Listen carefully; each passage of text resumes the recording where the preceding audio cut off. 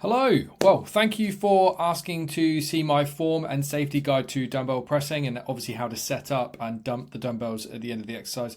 This is actually something one of my members asked for the other day, and I thought I'd put together because I thought it'd be really helpful for them and also anyone else that's working with dumbbells or looking to progress their dumbbells. I think before I kind of get stuck into it, I think this is something, a point I've been driving home a lot recently with a lot of my members and a lot of people I talk to. Some people get so bored with their training programs, they're constantly trying to switch it up and change it. And I think this is kind of one of the issues that crops up. You've got to kind of stick with it longer and look at, or in exercises in general, right? So try and stick to a certain exercise as long as possible to master it. Become a master in that exercise. You know, I've been doing dumbbell chest press, flat press every week for decades. And every single week I do it is another opportunity to master it, to become a master in that movement. And you can apply this to all the main compound movements. And the better you get at them week to week, the more confident and safe you'll be doing them in the gyms or any gym that you go to.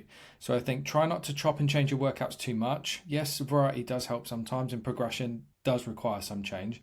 But I think keep the fundamental movements in your training program to become a master in them, to master them much better week in, week out. Anyway, with that out the way, let's focus on this video. So this is me doing dumbbell press yesterday in the gym.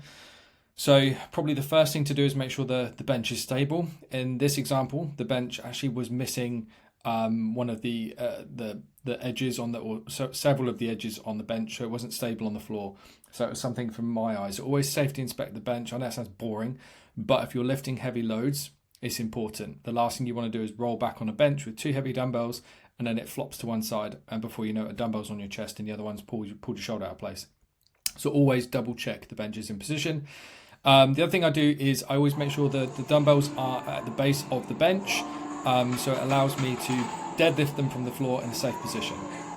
And I wonder if I can mute this. No, I probably can't, so I'll carry on. So the dumbbells are in the bottom position here. I'm going to deadlift them up, place on my lap. This is kind of my first stage of getting in position. You'll also notice that I'm moving my hands closer to the top of the dumbbell. So I'm really getting my hand nice and close to the top of the dumbbell, getting it secure and locked in. This I find more beneficial when you start to roll back and get into that base position. So always make sure that your grip and your hands are up against the top of the dumbbell in that place there. If they're in the middle, they can be slightly off and it can affect your wrist stability, especially if you're pressing without straps. But for this instance, we're not talking about straps. We're talking about a very basic setup. So from here, I'm going to place the dumbbells kind of midpoint on my thighs, not too close to the knee and not too close to the hips, kind of mid position. And what I'm doing is I'm getting myself set up and getting into my head, getting into the game, and I roll back.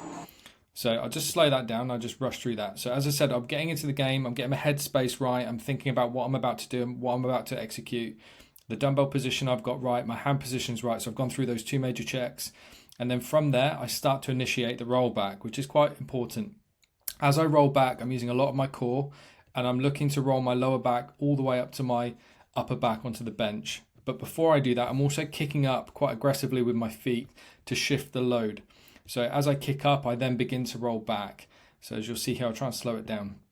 So I kick up, but I'm already rolling back. As you can see, my torso's pretty much all the way there anyway, but I'm kicking up at the last second, using my thighs to guide the dumbbells into position. So my thighs are still in contact with the dumbbells at this position.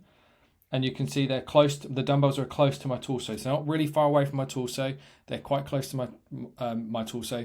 And they're also in the safe bottom position that I feel stable in. So from here, then I drop the thighs. So the dumbbells are kicked into position.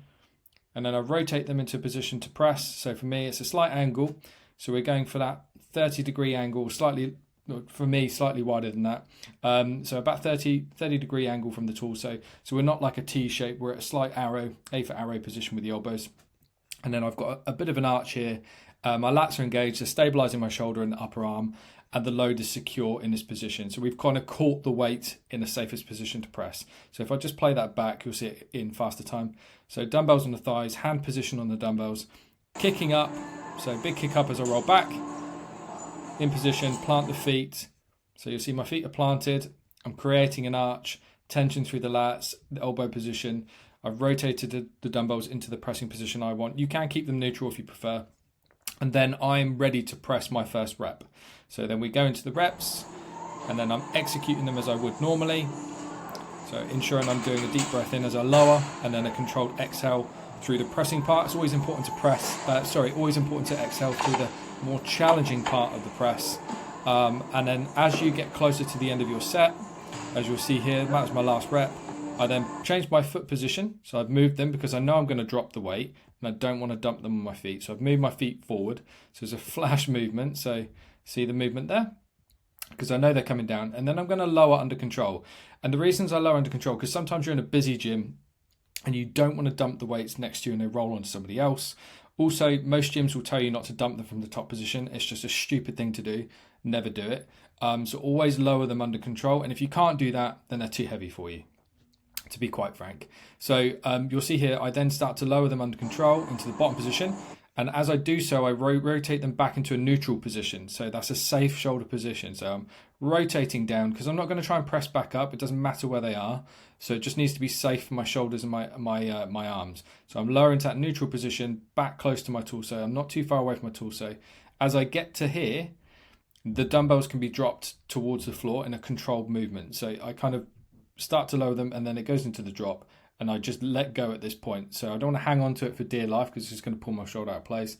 And then they're not dropping from the top position. They're dropping from a much lower position. You'll see from here as we just play this back. So I'm lowering down, go into a neutral position, quite close to torso, and then a very small light drop. So you're not dropping 40 kilos or whatever it might be you're pressing from the very top position. You're also not trying to get it down into the kind of pronated position. You're bringing it into that nice, safe, neutral position on the shoulders, and then extending from the elbow slightly to then let go and release. And that, in my opinion, is one of the safest ways to do a dumbbell bench press, especially if you're working with heavier loads or looking to progress it. But kind of circling back to what I was saying at the beginning, every week is an opportunity to master an exercise, and you can apply this to any exercise that you're doing. Take the time to enjoy the small tweaks, the adjustments. Don't always worry about going heavier every week. Think about it as how can I get better at this exercise this week? What things do I feel I'm doing wrong? What changes, what tweaks can we make? Is it the setup positioning? Is it my hand position? Have I got enough arch? Is it my foot position? Is there something missing? Every single week there's an opportunity to improve it and to master it. And as I said, you can apply that to any of the exercises you do. And it just kind of reframes the workout programs, and rather than getting bored and going, I'm just going to stop doing bench press for a while and go do this. Sticking to these exercises throughout your training through a course of a year and doing them again and again and again and just kind of focusing on improving them is going to be so beneficial for your long-term health, your strength and conditioning, and obviously your joints and everything else. And it's going to help reduce the likelihood of injury. So try not to get choppy and changey with the training programs. Stick to them and master the exercises. That's probably the big take home from this message today anyway. But I hope you found this video helpful in terms of the bench press and positioning. Just remember to practice with lighter loads before you go into heavier weights. I've been pressing around 40 kgs for the last few years now, so for me it's a normal weight for this particular rep range. So for you, don't go at your peak weight and then try and master how to do these kick-ups. Practice at a much lighter weight, get used to the feeling, and then once you get more proficient with it week after week, then start to use it with your more progressive loads or heavier loads. Anyway, that's all from me. I hope you find this helpful. Just make sure to like, share and follow. Thanks ever so much. Bye for now.